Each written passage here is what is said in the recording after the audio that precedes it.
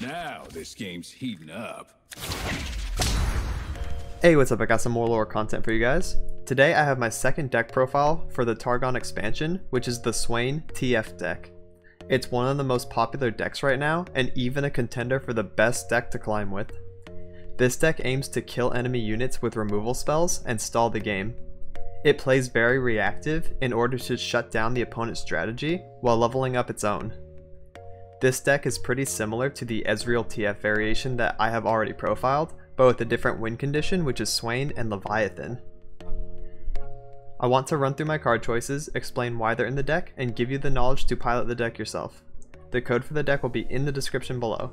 Before I get into the deck profile, if you're new, please consider hitting the subscribe button to stay up to date with my content. My current goal is just 1,000 subs, and I'm less than 50 away, so it'd be awesome if you joined. I also stream on Twitch often, so check me out over there if you want live gameplay of someone who's hit Master Tiered 3 times already and going for the 4th. With that, I hope you enjoyed this deck profile. Alright, so starting off we see that we do not have any 1-cost units, but we do run a 1-cost spell, which is Ravenous Flock. It can deal 4 damage to anything that is already damaged or stunned, so it helps finish off targets that have already taken a little bit of damage in order to kill off key champions that will become a problem in the future, or if they get leveled up, right? Another cool thing is that since we don't run any 1-cost units in this deck, we always pass turn 1, which means we have the 1 Ravenous Flock spell mana for the rest of the game pretty much. We can always use it, it's super flexible, and the card itself ramps up Swain's level up condition by a whole lot, so using a couple Ravenous Flocks by themselves is really good progress for the Swain level up, which is this deck's win condition. Next we have Dreadway Deckhand as the first 2-drop.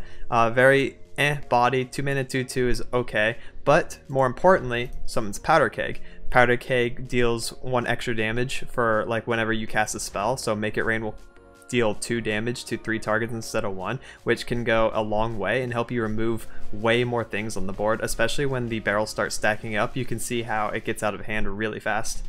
Next 2 costs we run 2 House Spider. House Spider is really good because it's just basically 2 bodies.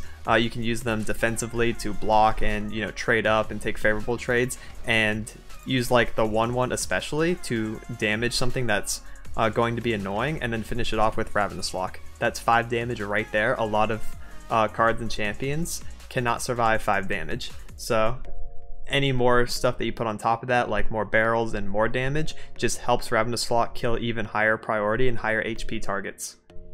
Next we have triple Arachnoid Sentry. This is a pretty good stall card. The body is also aggressively statted, so you can trade up into things, but the other innate synergy within the deck is Arachnoid Sentry. You stun something and then you can immediately Ravenous Flock and deal 4 to it. So it's a 2-card combo to remove something with 4 HP or less, which is really good, especially if you're already wearing down your opponent's resources. You can spend 2 to get rid of a key target very easily and make sure that it's favorable for you. Next we have triple Death's Hand. Death's Hand is also a pretty decent removal tool. 2 damage to a unit's nice, 1 damage to the enemy nexus, also nice because this allows Swain to get 3 damage for his level up progression, and later on you can use Death's Hand to enable Swain to stun enemy units when he's already leveled up. So Death's Hand has some good early game and late game implications. Next we have Noxian Fervor.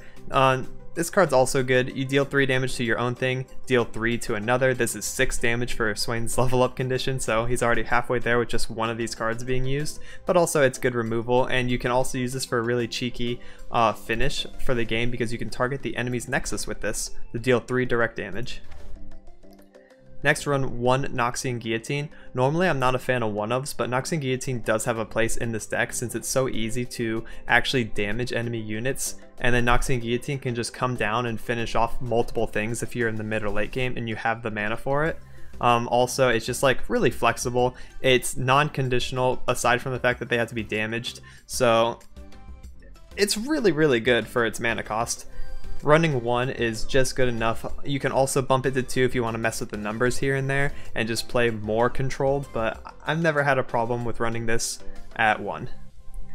Next, Triple Petty Officer, contender for the best 3-drop in the game.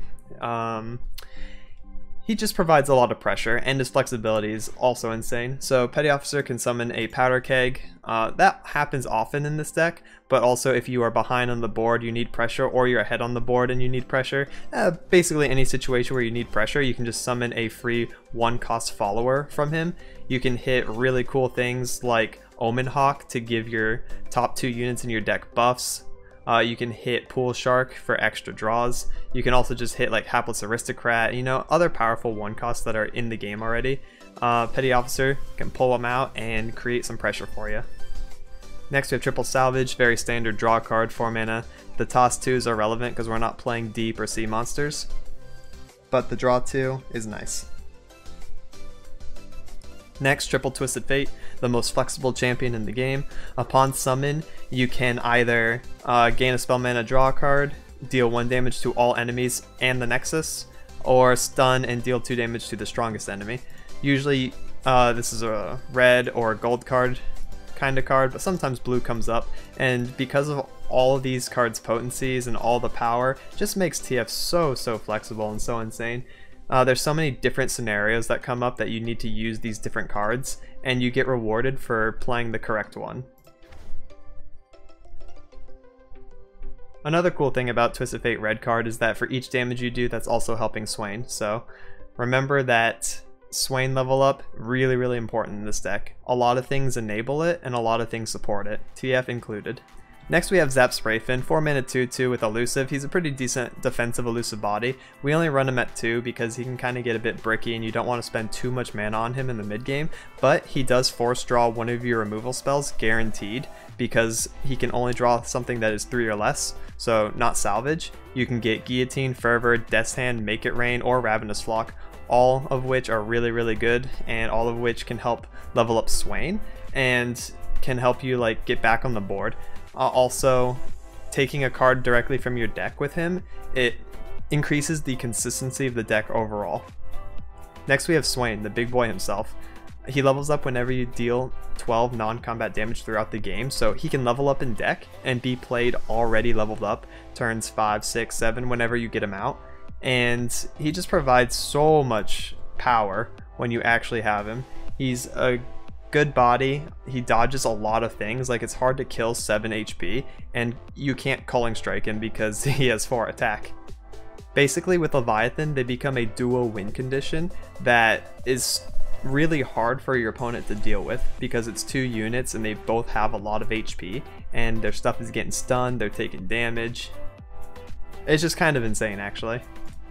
Next we have Double Riptide Rex. He's also a really big powerhouse. You can deal damage directly to the enemy very easily. You can use Death's Hand, you can use Noxian Fervor, you can just like get an attack in, cheesy Zap Sprayfin attack since he has elusive, and then Riptide Rex for just a bunch of pressure, a lot of damage, pretty good board clear, really strong from ahead, and can even salvage boards from behind. So that's why we run a couple Riptide Rex. You don't need to see him at 3. Normally you want to just draw into one of them. If you see the second, the game's probably already over, so that's why you run him at 2.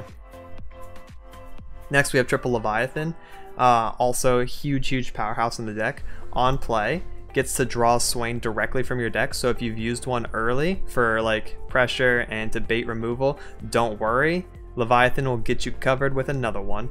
And then you play Swain the next turn already leveled up, and Leviathan Swain create a really cool combo. So whenever the round starts, Leviathan will deal 1 damage to the enemy Nexus 3 times. It goes bop bop bop. For each time that it damages the Nexus, Swain will stun the strongest enemy. So since this counts as 3 separate hits, Swain will stun 3 separate targets, which is insanely good on defense and offense. On defense, it turns your opponent's turn into a pass, and on offense, it makes you have a really strong open attack because you should have more units than they do.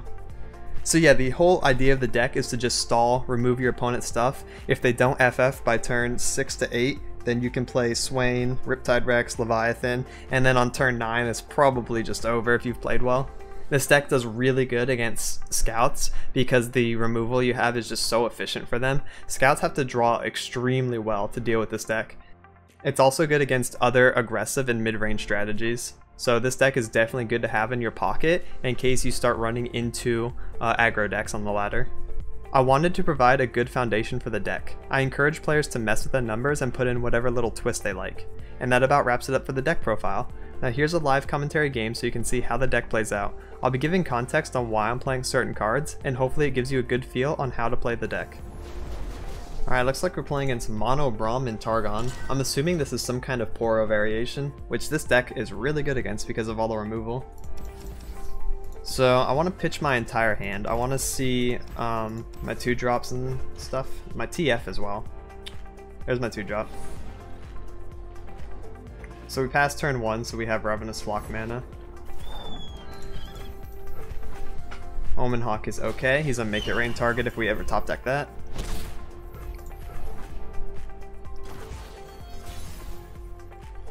So we'll play House Spider on 2. Probably attack with both, unless he plays something scary.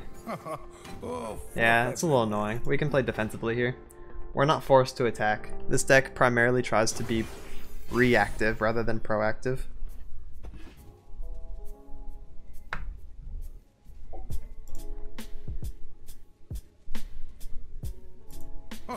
Trust me, they add up.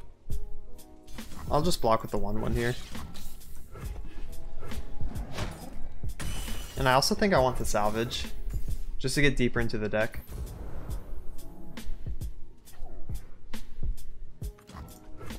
Make It Rain's good. If I ever get a barrel, it'll automatically kill the Poro Herder as well. Ooh. Okay, well he still dies to Ravenous Flock. He has another Zenith Blade in hand as well. So this turn I want to play another House Spider. I don't want to play Zap Sprayfin or Salvage because then I'll have no mana left to work with, and I want to be able to Ravenous Flock this guy.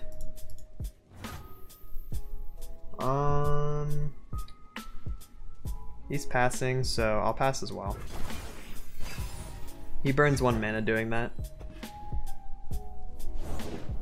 Would you believe he once fit in my hand? Mighty Poro is fine. Play Zap Sprayfin. Keep up, keep up. Another Ravenous Flock. That's actually kind of big.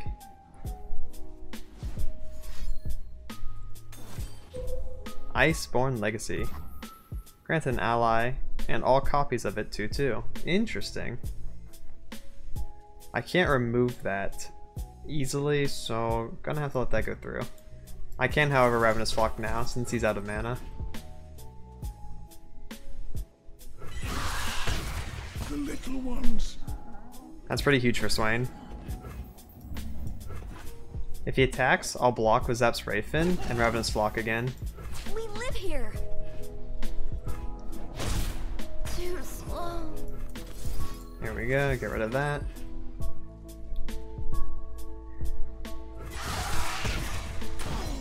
And then go next turn.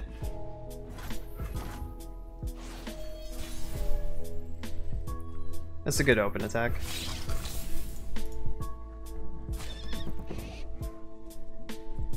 I get in some cheap damage and I get to see what he plays first before I have to react to it.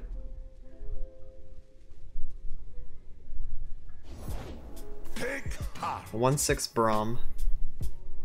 He's not very easy to remove either. I think it's a salvage turn.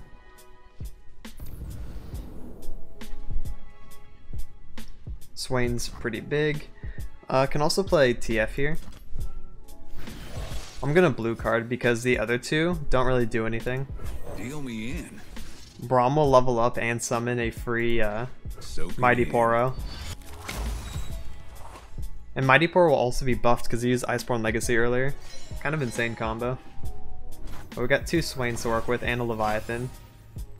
So we can start getting our pressure out. Double Rex as well. Zenith Blade is fine. So now he's at 2/8. I can safely play Swain here. Master your demons. I'm not too worried. Even if he kills it, I have another one in hand, and Leviathan can pull another one from deck as well. Let's show our friends. Have you met my shield? Killing TF makes sense. I can't really do anything about that. There's that nice 5/5 Mighty Poro. Follow along, little ones. My friend, you are lucky, man. Yeah, we can pass here.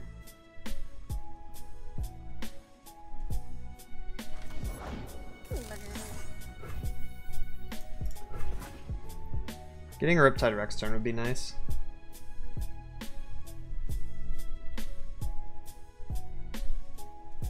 It is easy, see? Leviathan's just also kind of nice. There's not a lot he can do about it. Prepare the cargo! There is no excess when victory is at stake. Follow along, little ones. My friend, you are lucky, man. This turn I need to make it rain and Ravenous Flock. I can level up Swain by doing that. And Ravenous Flock will finish off this Mighty Poro.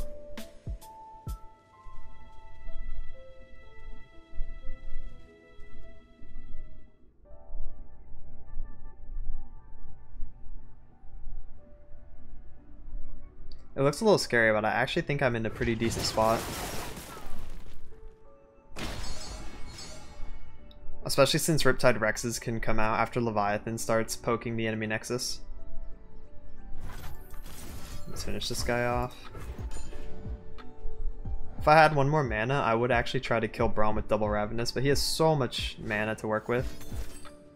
Oh, okay, he's gonna use Poros next to buff Mighty Poro out of range.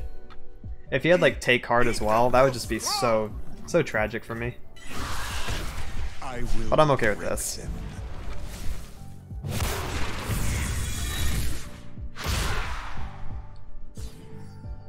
I actually don't know how he's going to deal with my 2 units here. I don't even need to attack. Dark in the skies! Such little lies.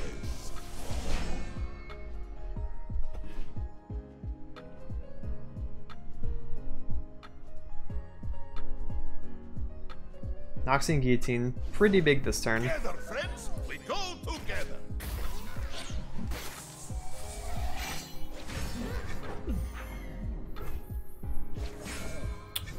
Okay, well, he's still stunned, so that's kind of a whoopsie by this guy. Ready, Rex? Not yet! Good to go! Let's just start clearing for free because I can. I will break them. Such little lies. Swain just stunned the same fluff to Poros like 3 times. Feels bad, man. You're not alone. Braum is here.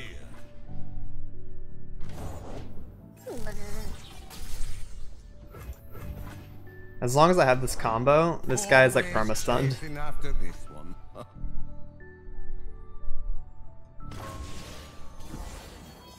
Artillery barrage! Bleed for Noxus. Yeah, this is an open attack for sure.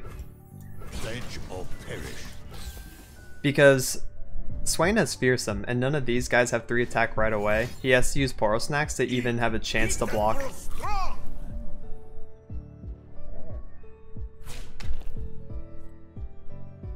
So this already forces 3 mana out of his turn.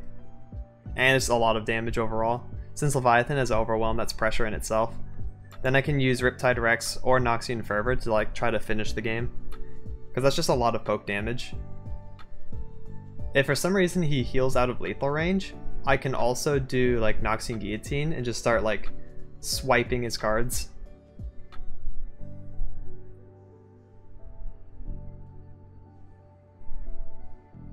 Indecision is the first of many weaknesses.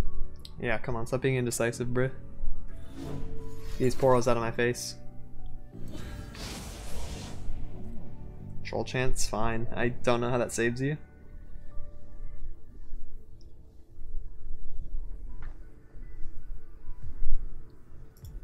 Like, this combo is just unfun. His strong units are not allowed to play. What have Poros done to you? And he can't block.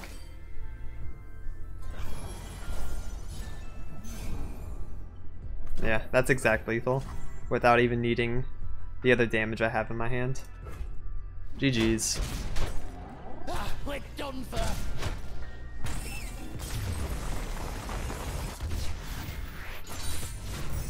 Raise the Noctora. So yeah, as you can see, the deck has a lot of control, a lot of removal, and a lot of consistency. You can just draw and draw and draw and remove, and then Swain Leviathan comes out and it's like impossible to deal with. A lot of decks don't have an immediate out. So yeah, highly recommend giving it a try. It's kind of powerful, but it's also, you know, kind of fun. Even if you don't pick it up, it's important to look at so you know how to play against it when you fight it on the ladder.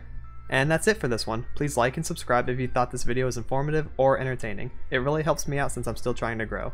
I'll be releasing more deck profiles, guides, and gameplay highlights in the near future. Thank you so much for watching and have a good one. Laters.